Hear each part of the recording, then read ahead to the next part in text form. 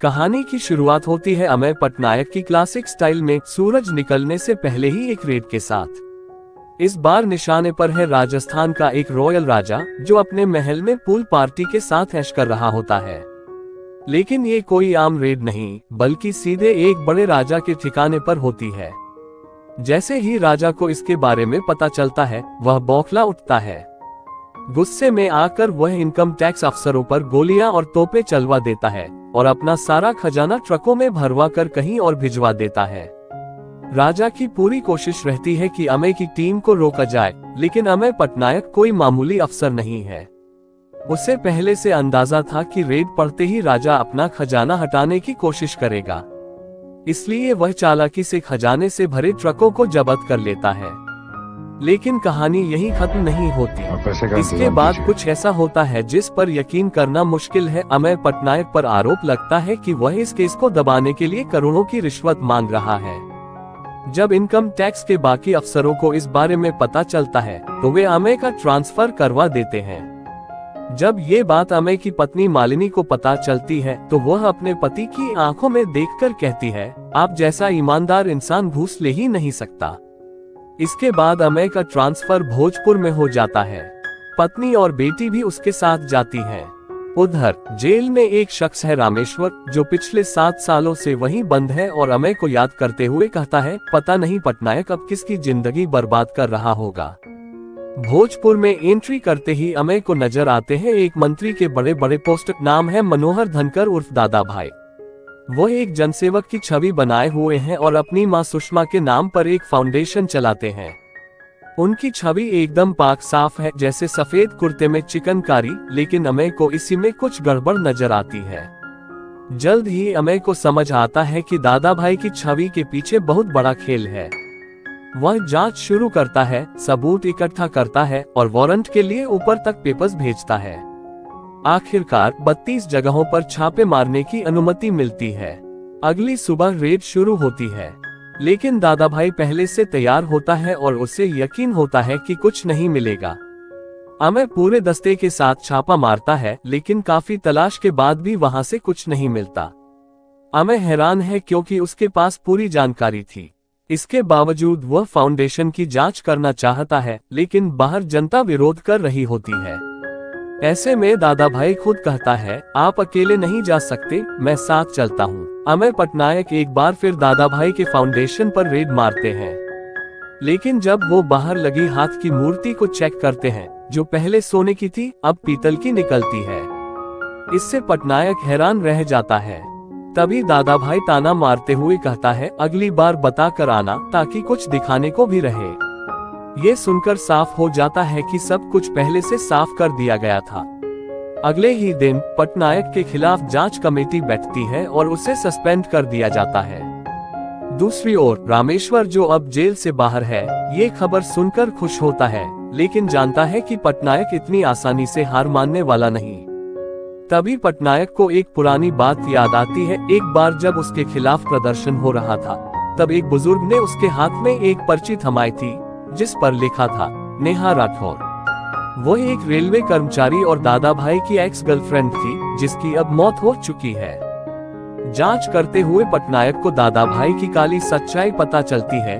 वो कई लड़कियों को नौकरी के नाम पर फंसाता, उनका शोषण करता और फिर उनकी जमीनें हथिया लेता।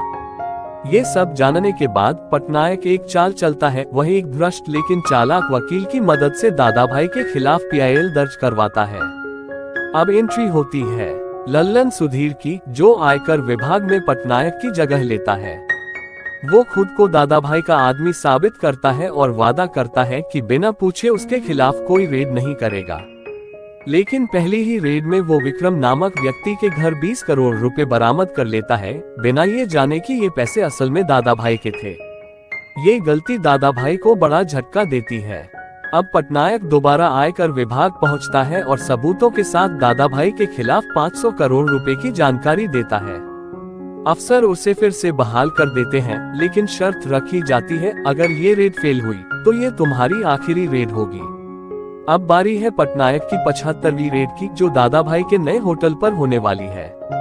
उधर रामेश्वर, जो जानता है कि होटल दादा भाई का है, दूर बैठा सब देख रहा है और कहता है, जब खुद बर्बाद हो गए हो तो दूसरों को बर्बाद होते देखना बड़ा मजेदार होता है।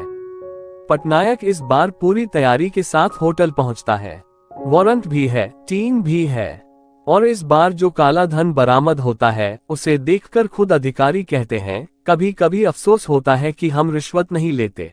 जैसे ही पटनायक की टीम दादा भाई के होटल से करोड़ों का काला धन और सोना बरामद करती है, दिल्ली में बैठे दादा भाई को जैसे आग लग जाती है। वो तुरंत भोज लौट आता है, लेकिन अकेला नहीं बल्कि दर्जनों गुंडों की एक फौज के साथ। उसका इरादा साफ था, पटनायक और उसकी टीम को खत्म कर देना। पुलिस रोकने की कोशिश करती है, लेकिन इतने सारे हथियारबंद लोगों के आगे वो नाकाम हो जाते हैं। पटनायक समझ जाता है कि अगर ये लोग अंदर घुस गए तो उनकी जान बचना मुश्किल है और यह रेड भी विफल हो जाएगी। तभी अमेय पटनायक की दिमाग में बिजली सी कौंधती है। वो होटल की ऊपरी मंजिल की एक खिड़की तोड़ता है और ऊपर से नोटों की बारिश शुरू कर देता है। हमलावरों की नजरें अब बंदूकों से हटकर उड़ते नोटों पर टिक जाती हैं और सभी दौड़ पड़ते हैं पैसे बटोरने। ये देखकर दादा भाई खुद भी सन्न रह जाता है। इस मौके का फायदा उठाकर पटनायक अपनी टीम को सुरक्षित बाहर निकाल लेता है। लेकिन कहानी यही खत्म नहीं होती। पटनायक एक और जगह जाता है और वहां से उस हाथ की मूर्ति को भी बरामद कर लेता है जिसमें सोना छिपाया गया था। लेकिन तभी एंट्री होती है दादा भाई की, जो अब खुद सामने आ चुका था अपनी पूरी फौज के साथ। और इस बार वहां ज्यादा पुलिस भी नहीं थी। जब लग रहा था कि अब पटनायक का अंत निश्चित है, तभी सामने आती है दादा भाई की माँ, और उसके साथ आती हैं वो तमाम लड़कियां जिनके साथ दादा भाई ने धोखा और शोषण किया था। उनके बयान सुनकर पूरे शहर में दादा भाई की असलियत सबके सामने आ जाती है। लोगों का गुस्सा फूट पड़ता है, दादा भाई को सब मार डालना चाहते हैं। लेकिन तब अमेय पटनायक एक बार फिर इंसानियत और कानून की मिसाल पेश करता है।